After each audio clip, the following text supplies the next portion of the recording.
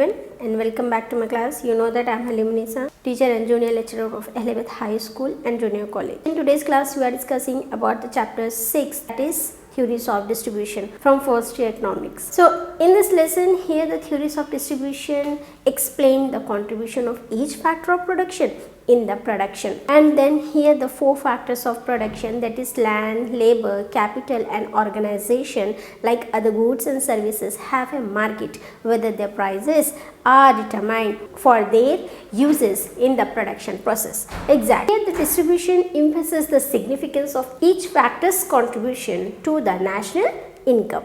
So here if the total factor rewards as sum up, we will get the national income, which also indicates the income of the owners of these factors. Exactly. So here the Chapman defines that the distribution accounts for the sharing of income produced by the factors of production among them as a reward for their services in the production process. So here the factors that determine the price of the factors of production, like other goods and services and their demand and supply. So here these chapters explain the types of the distribution of income, various concepts and theories of rent, wages, interest and profits. So here first we will go with the distribution of income. There are two types of distribution of income, and they are functional distribution and personal distribution. So here in this first we will discuss about the functional distribution. Here it refers to the distribution of income among the factors of production, namely the land,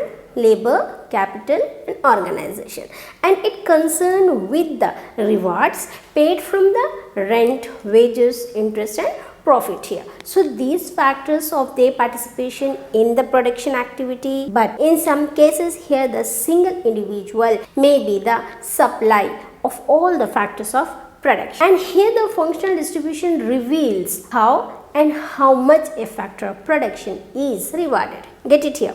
So here the total value of the product will be distributed among the owners of the factors of production in the form of rent, wages, interest and profit. So here income is equal to rent plus wages plus interest plus profits. Here again the functional distribution is divided into two forms, that is macro distribution and macro distribution. After the functional distribution, now we will see about the personal distribution. Here it studies how the national income of a country is distributed among its people, and it studies that how much the income is earned by an individual, but not how it is earned, but in how many forms it is earned. Get it here. So here the income inequalities and its causes can be known by the studying the personal distribution here. Get it here.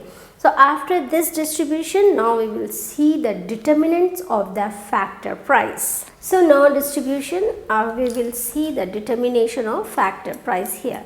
Here like products like pricing and factor pricing is based on the forces of demand and supply of the factors of production. Exactly. But there are the differences between the two. Like the demand for the factors of production is derived the demand, and it depends on the demand for the product produced by it.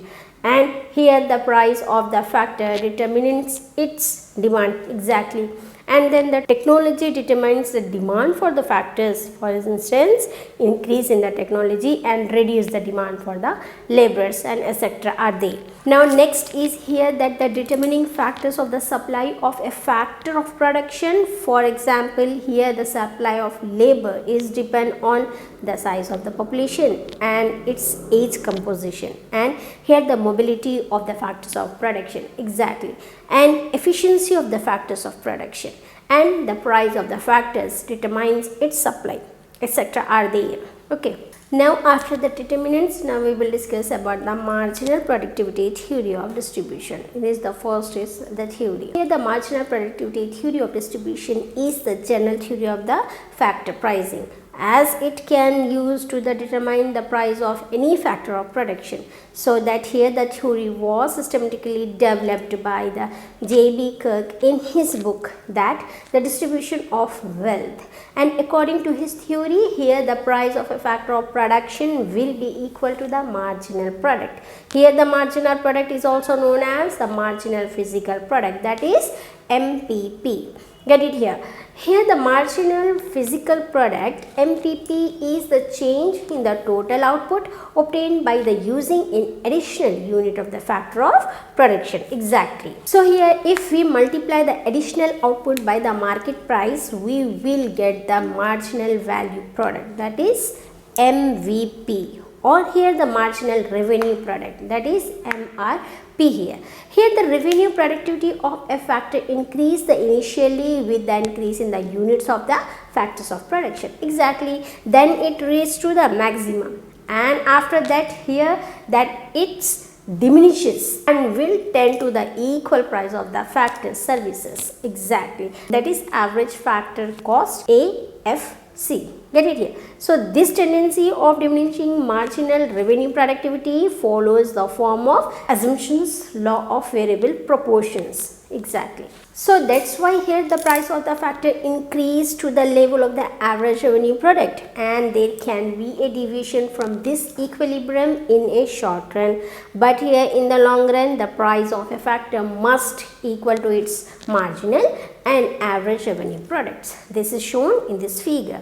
Here, see this. After seeing and observing the firm's equilibrium in the factors market, now we will discuss about the assumptions of the theory. Here the theory is based on the assumptions, like the theory assumes full employment of the factor and there is a perfect mobility of the factors of production, and the substitution is possible between the factors, and here the entrepreneurs are motivated by the profits. Exactly. And the various units of the factors are divisible, and here the theory is applicable in a long run and it is based on the law of variables proportions, and at last here the marginal production of a factor can be measured here. So up to here this is the theory of distribution. Now we will see about the rent with concept and the Ricardian theory of rent here. So here, unlike the other three factors of the production, that is land has no supply prices, yet it is the most important of the factors of production. Exactly. So here the remuneration paid for the use of a land is rent. So here rent means higher charges, and here the rent is payment received by the owner of the property that is leased for a fixed sum. Get it here. So here the David Ricardo and the Behem and the Moulding, Marshall and John have explained the rent in different ways, whereas according to the classical economists, here rent is a surplus earned by a land. Though the modern economists have treated rent as a temporary surplus payment as a gift for the land's inelastic supply and opportunity cost. So see this theory of rent. After theory of rent, here the concepts of rent. There are two concepts in rent, and they are contract rent and economic rent.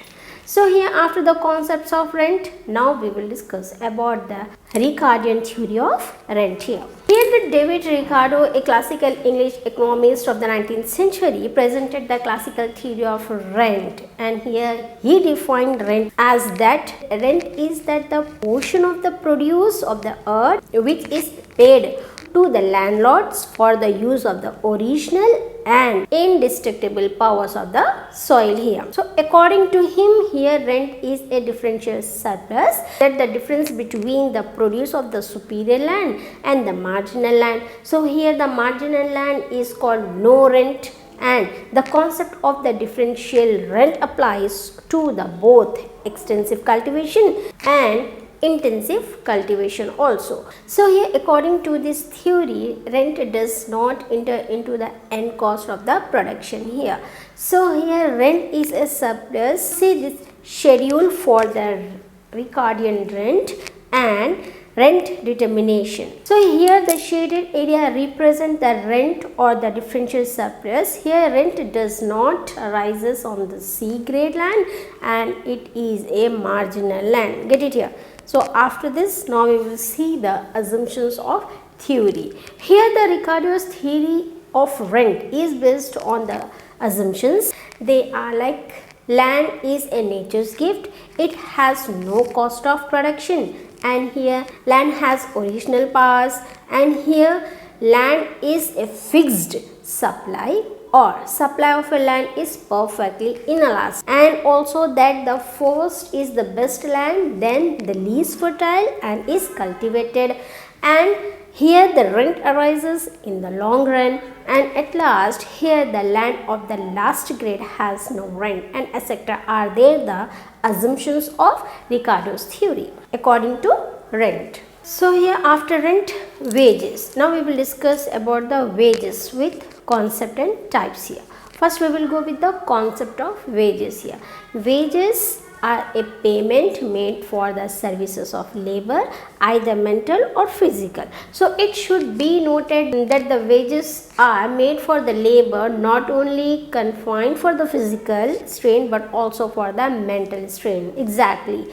An office executive may get a salary and the layer may get a fee, and the skilled or unskilled worker may get a wages here. So in economics they are said to be the received wage, and whereas according to the Behem, wages is the sum of money paid under contract by an employer to a worker as reward for the services rendered by him. Exactly. So here the wages are the paid on the basis of the element of the time and irrespective of their contribution to the production. So here wages may be paid either on daily, weekly, monthly or yearly basis. So these are called the time wages. Wages may be paid in accordance with the amount of a work done by a laborer, and this is called the piece wage. Get it here. Skill and expertise of the laborer are taken into the considered while the determining wages. For example, a shoemaker may be paid rupees 200 for manufacturing a pair of shoes, or a painter may be paid rupees 25 for painting a square meter of a wall. Get it? Now after this concept of wages, we will discuss about the types of wages. Here in this there are two types of wages, and they are money wages, nominal wages, real wages. So after this type of wages, now we will see about the factors determining the real wages. So here the real wages depend upon the factors like price level, method of payment, regularity of employment, nature of work, conditions of work, subsidiary earnings, future prospects, timely payment, social prestige, period and expenses of education. After wages, now we will discuss about the interest with concepts. Here interest. Interest is a payment made by the borrower to a lender, and it's expressed as a rate per 100 rupees borrowed per year. Get it here?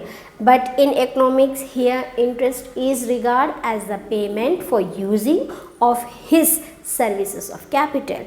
In other words, it is the price of a capital that goes to the capitalist as his share in national income. Okay. Now the concept of interest. Here the concept of interest are of two types, and they are namely as gross interest and net interest. Okay. Here first, gross interest. Here the payment which the lender receives from the borrower excluding the principal is gross interest, and it comprises payments. They are net interest, reward for risk taking, reward for inconvenience, and reward for management. After the gross interest, now we will see the net interest here. Here in this, the net interest is what remains with the lender after deducting the rewards for risk taking, inconvenience and management from gross interest, that is net interest. After the interest, now we will see about the profit with concept. Here the profit. Profit is the surplus of income over the cost of production here. Here profit is the reward paid to the entrepreneur for his services as an organizer in the process of production. Exactly. So here it is the residual income left with the entrepreneur after the payments to all the factors of production in the form of rent, wages and interest. Get it here. Now we will see about the concept of profit here. Here there are different concepts of profit. Some of them are gross profit and net profits and normal profits and abnormal profits here. First we will define the gross profit here. Economics regard the businessman's profit as a gross profit as distinct from net profit. Here the gross profit is considered as a difference between the total revenue and the total cost of production. Getting? So it includes the aspects like reward, that is rent, payable to his own land or buildings which are used in his business, then the interest payable to his own capital in his business, then the wages payable to the entrepreneur for his management. After this, depreciation charges and insurance charges are included in gross profit. At last, net profit is there.